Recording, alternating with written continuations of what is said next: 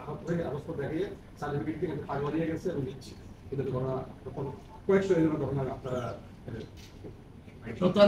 প্রতারণার ব্যাপারটা তো আসলে এটা একটা ব্যাপার হচ্ছে যে খেয়াল করতে হবে যে আপনারা যদি মানে আমরা খেয়াল করি যে 50 বছর পরে আসলে মুক্তিযোদ্ধার তালিকা করতে গিয়েও কিন্তু অনেক জটিলতা রয়েছে। তালিকা প্রণয়ন বিষয়টি বেশ জটিল এবং আমাদের দেশে যেহেতু এখনো যথেষ্ট ডিজিটালাইজড ডাটা নাই সেজন্য আসলে বেশ কঠিন হয়।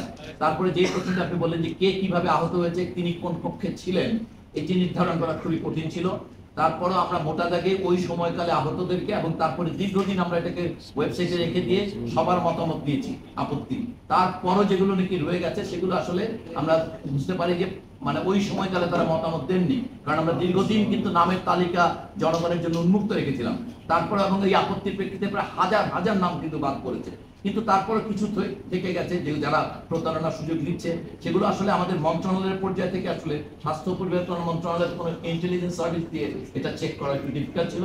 তা আমাদের যে ঘটনাগুলো প্রতারণা ঘটেছে সেটা দুর্ভাগ্যজনক এবং তাবু যে সেগুলো ধরা পড়ছে বলে আমরা যতদূর জানি সেগুলো ধরা পড়ে যাচ্ছে। সেই কারণে আমরা মনে করি যে এটা কিছুটা মানে অ্যাক্সিডেন্টাল মনে করতে হবে, এটা আসলে কোনোভাবে ইন্টেনশনাল না এবং প্রতারণা ধরার মতো ইন্টেলিজেন্স সার্ভিস স্বাস্থ্য পরিবর্তন মন্ত্রণালয়ের নিয়ে বাতিল করবেন কি সেগুলো বাতিল করবেন তো নাকি সেই নামগুলো তো বাতিল হবে বা তাদের সবগুলো গেজেট যেগুলো হয়েছে সবগুলো বাতিল হবে। দু একটি মানে আমাদের শহীদ নামের তালিকা সংশোধন হবে, আহতদের তালিকা অবশ্যই ব্যবস্থা নেবেন কোনো এই আইনি ব্যবস্থাটি এখন মুক্তিযুদ্ধ বিষয়ক মন্ত্রণালয়ের অধীনস্থ। অতএব এটা আমরা আসলে শুধু তালিকা প্রণয়নের কাজটুকু করছিলাম, এটা শেষ পর্যায়ে আমরা এটা সর্বশেষ তালিকাটা দেওয়া হয়ে গেলে এরপর থেকে এই সকল কার্যক্রম মুক্তিযুদ্ধ বিষয়ক মন্ত্রণালয়ের অধীনে একটি অধিদপ্তর করা হচ্ছে, সেই অধিদপ্তরের তত্ত্বাবধানে হবে। যেটির অবসান হয়েছে সেটির রায় হয়েছে এবং সেখানে প্রিফিক্স ডাক্তার লেখার বিষয়টি সুস্পষ্ট নির্দেশনা দেওয়া হয়েছে এবং আপনারা সেটাও জানেন নিশ্চয়ই রাষ্ট্রপক্ষের পক্ষ থেকে অ্যাটর্নি জেনারেলের উপস্থিতির মাধ্যমে আমাদের এই অন্তর্বর্তীকালীন সরকারের আন্তরিকতা স্পষ্ট হয়েছে এবং যার ফলে 12 বছর যাবৎ এই চলমান নীতির অবসান করতে।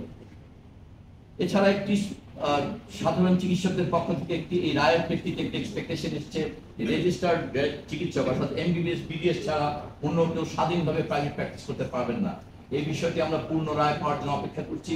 পূর্ণ রায় পাওয়ার পরে এটা আমরা আইনি পরামর্শ করে তাদের মাধ্যমে কি ভাষায় প্রজ্ঞাপন জারি করতে হবে সেটি আমরা নির্দিষ্ট করব। আরো একটি কথা এসছে যে কোর্স কারিকুলাম সংশোধন ম্যাথসের, আমরা এই দাবি গতকাল তোলার না 29শে জানুয়ারি আমাদের স্বাস্থ্য শিক্ষা অধিদপ্তর থেকে কোর্স কারিকুলাম সংশোধনের জন্য একটি কমিটি গঠন করা হয়েছে, যে কমিটি ইতিমধ্যে একটি সভায় বসেছেন। কিন্তু তারপরও দেখা যাচ্ছে যে ডাক্তারদের আন্দোলন কর্মবল এদের প্রতিদিনই চলছে। টিচার ব্যাপারে সমাধান কিভাবে হবে?